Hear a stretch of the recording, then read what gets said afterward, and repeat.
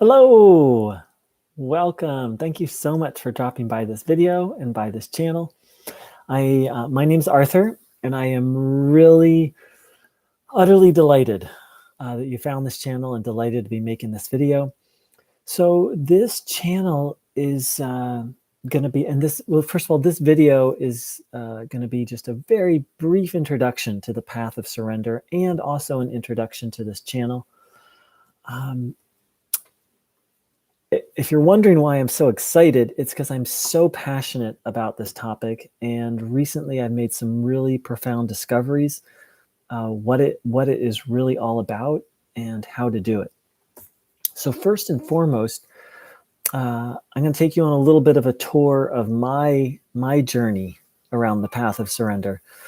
I first heard about this in the 12-step program, where they talked about turning your will and your life over to the care of God and praying for the knowledge of God's will and the strength to carry that out.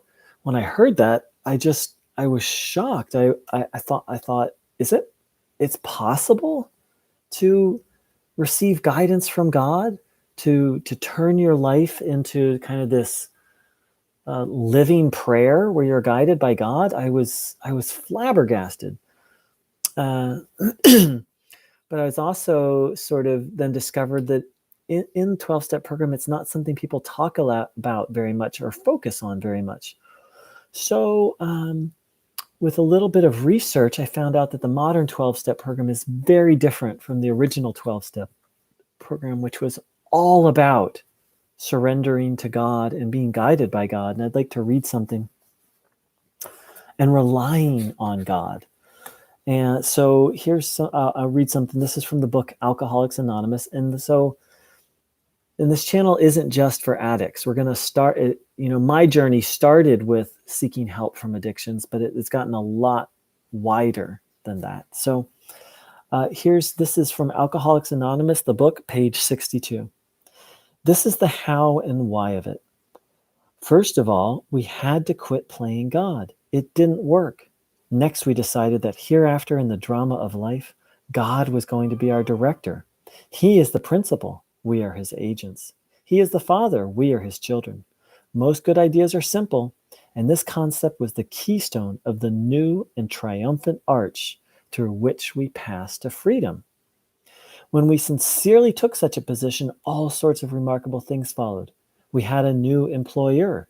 Being all-powerful, he provided what we needed if we kept close to him and performed his work well. Established on such footing, we became less and less interested in ourselves, our little plans and designs. More and more, we became interested in seeing what we could contribute to life.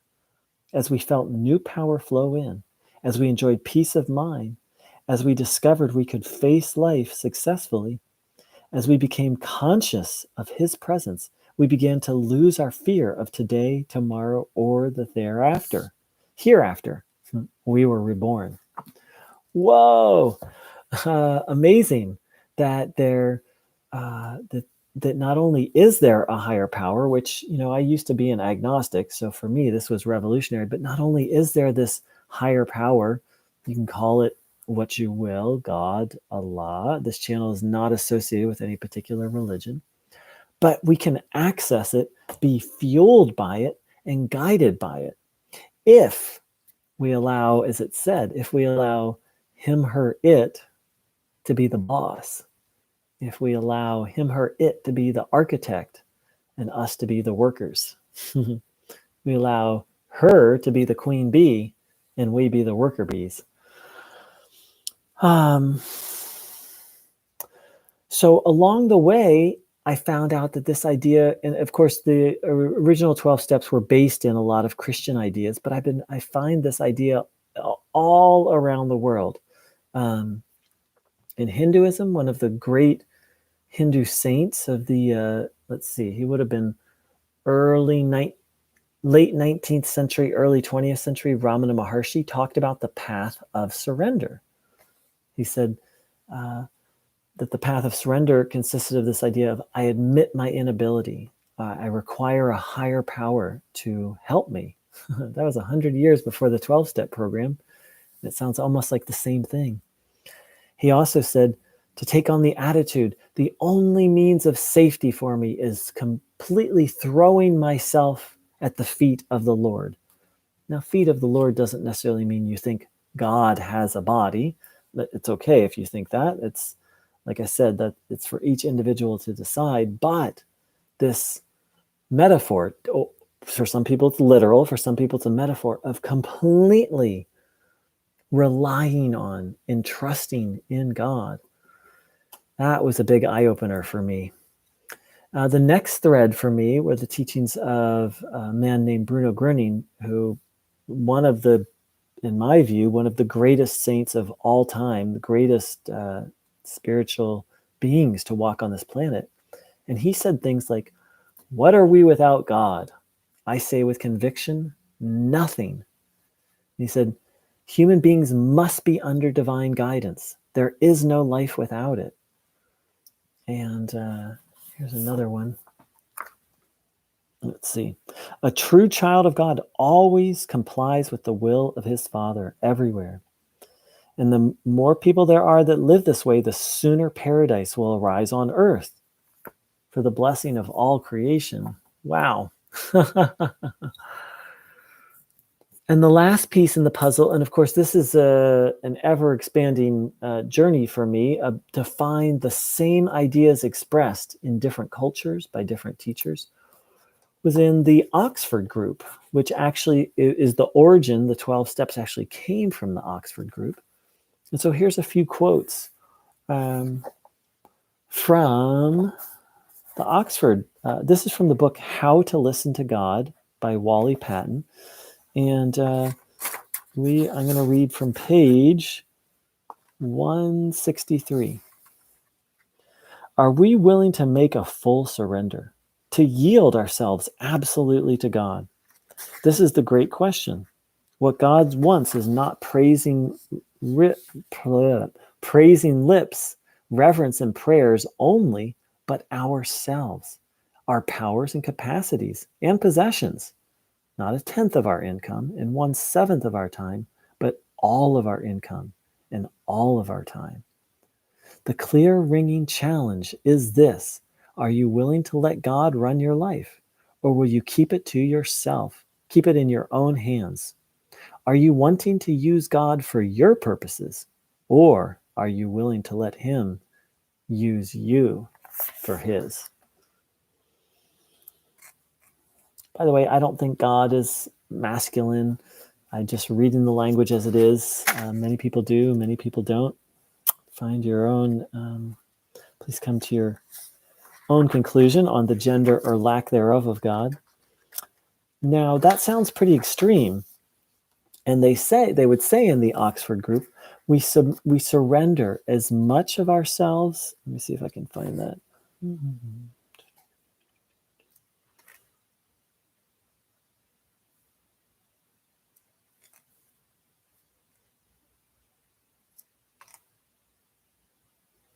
I'll just have to paraphrase. We surrender as much of ourselves as we can to as much of God as we understand.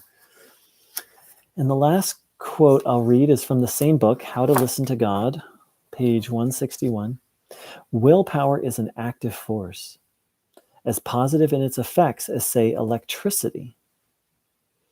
We think that willpower has been the driving force for the accomplishment of great works, deeds, feats, and inventions. But in reality, willpower has been insufficient to carry these great projects to completion.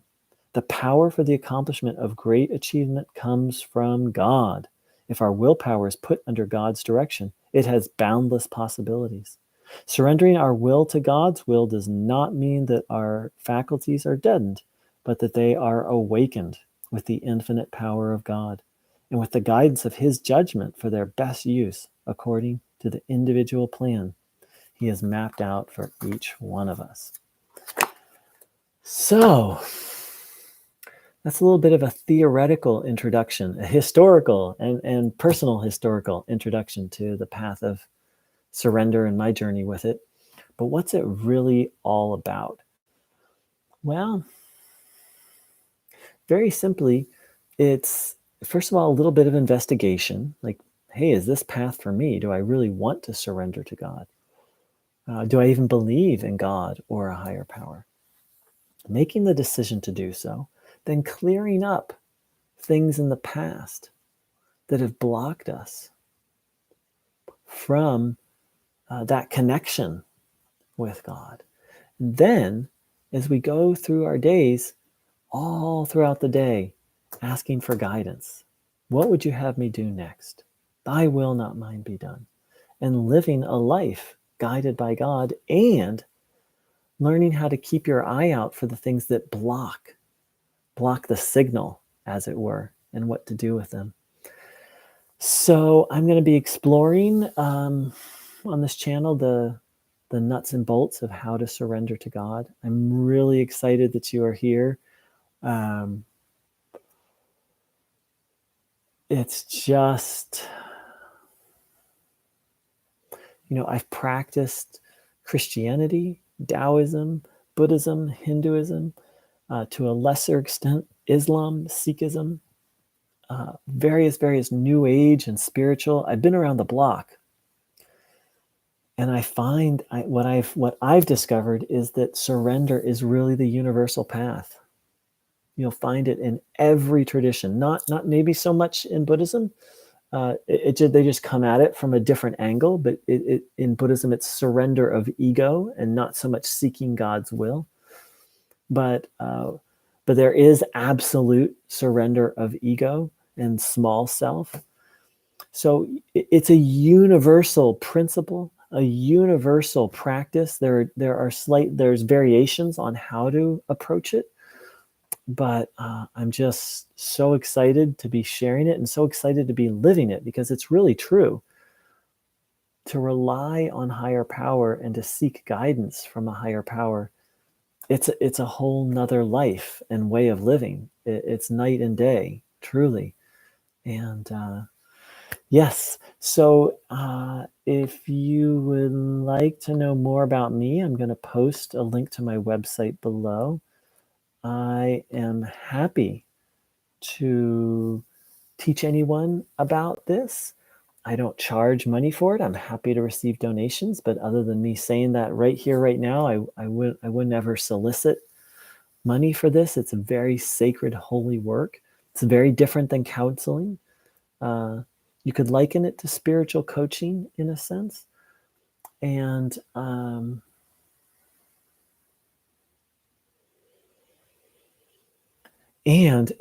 going to, on this channel, offer as many resources as I can to support you on your journey of firing the old boss, which would be selfishness, ego, evil, illusion, delusion. For some people, the devil, that which causes all the problems in the world. And taking up a new job with God, Allah, Christ, Buddha mind, Brahman, source, spirit, whatever you want to call it, that which is the origin of all things and directs all things. Much better employer than the old boss. Much better job serving that than instead of serving that. Much better job, much better boss. Thank you so much for joining in. Big love. And if there's any way I can support you, please reach out.